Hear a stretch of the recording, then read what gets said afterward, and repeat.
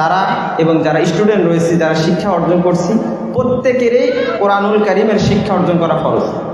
যে তা আবার শিক্ষা কিভাবে নিতে হবে, সেটা একদম সহি বিশুদ্ধভাবে আমাদেরকে শিক্ষা অর্জন করতে হবে। এই বিশুদ্ধ সহি শিক্ষার জন্য আমরা সর্বপ্রথম তাকালে আমরা মাদ্রাসার দিকে যেতে হবে।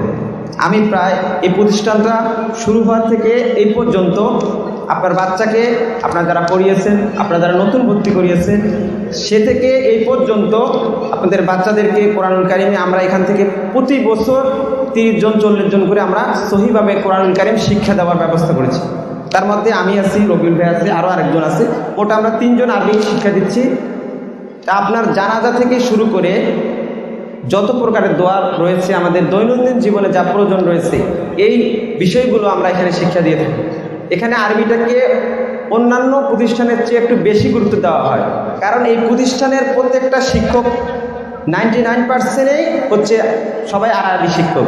এই আরবি বিষয়ে অভিজ্ঞতা থাকার কারণে এবং আরবির বিষয় ভালোবাসা থাকার কারণে এবং পরকালীন জীবনকে ভয় করে আমরা সবাই এই দিকে একটু বেশি অগ্রসর হচ্ছি। এজন্য আপনারা সবাই দোয়া করবেন এই প্রতিষ্ঠানের জন্য, এবং আমাদের যে দায়িত্ব রয়েছে এই দায়িত্বগুলো যাতে আমরা সঠিকভাবে পালন করতে পারি, এবং আমাদের যারা অভিভাবক আমরা রয়েছি, আমাদের বাচ্চার প্রতি আমাদের যে দায়িত্বগুলো রয়েছে, শিক্ষকের প্রতি যে দায়িত্বগুলো রয়েছে, প্রত্যেক